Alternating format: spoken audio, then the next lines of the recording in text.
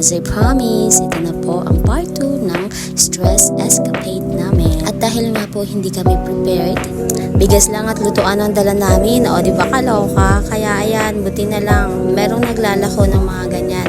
Nakabili kami ng tilapia kay Manong. Kaya meron na kaming pang-almusal.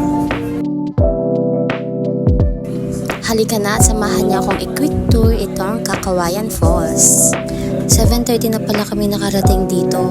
Kami siguro yung first guest nila. Kaya ayan, makakapili kami kung saan namin bet magstay. Overnight pala kami dito. Kaya ayan yung napili namin. Magte-tent na lang kami. Para feel na feel yung camping, di ba? 1,000 pala yung rent sa tent.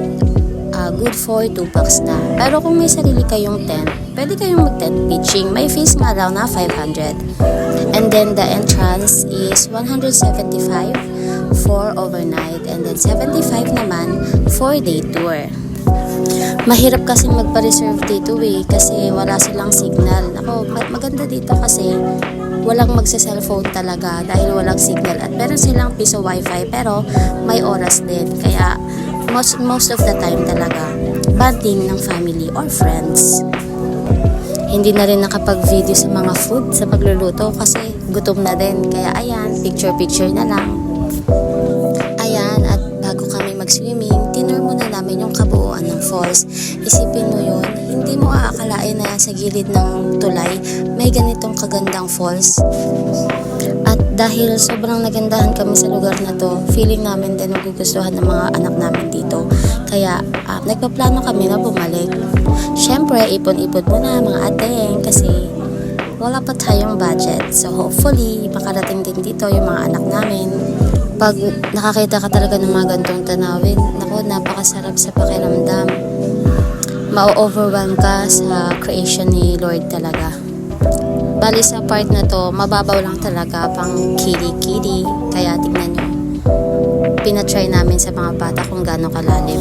I'm sure talaga na pag sinama namin yung mga bata dito, naku, talagang mag-i-enjoy sila. Alam niyo naman, pag happy kiddo, happy parents. Diba? Mas masaya tayo pag nakikita nating masaya sila. Tingnan mo yung tanawin na yan. Napaka-peaceful niya, no? Ang sarap niyang tingnan. Ang sarap niyang titigan. Ang sarap niyang pakinggan na ang maririnig mo lang ay agos ng tubig. Mapapa-thank you ka na lang sa creation ni Lord talaga dito sa mundo. Kaya tayo as another creation ni Lord, sana marunong din tayong alagaan yung mga ginawa ni Lord dito sa mundo. Para naman sa susunod na generation, sa mga apo natin, makikita nila yung mga ganitong tanawin. Actually, umikot kami para talaga maghanap ng magandang pagpupwestuhan namin. Para alam niyo na, shot din. Alam nyo kasi yung pag-shot namin minsan, patanggal lang din namin ng stress. Para kahit minsan, maging masaya, kahit puno ng problema. At itong ang kababata ko, parang mataklawan, may tinuturo pa sa akin. Tignan nyo kung ano yung tinuturo niya. Paalala, iwasan magtakbuhan o maghabulan sa gilid ng pool. Huwag kang maghabol, di ka niya mahal. Pati ba naman dito? May hugot-hugot pag nalalaman. Diyos ko na. Let's move on mga ateng. Ayan, chinika-chika namin sila kuya kung gaano kalalim yung pinagliliguan nila. At ang bait nga po nila kasi ayan, dinemo pa nila sa amin kung gaano kalalim yung pool. Alam nyo, may na-realize lang ako sa buhay. Huwag natin hayaang ma-overcome tayo ng sadness. Huwag natin hayaang ma-overcome tayo ng anger. Gumawa tayo ng makapagpapasaya sa kapwa natin, sa sarili natin. At matuto tayong maging masaya araw-araw. Sabi nga nila, live your life to the fullest because you'll never know what will happen next. Diba? Kaya kung ako sa'yo, kung stress ka na, try to unwind. Ang sakit sa ulo niyan kung ikikip mo.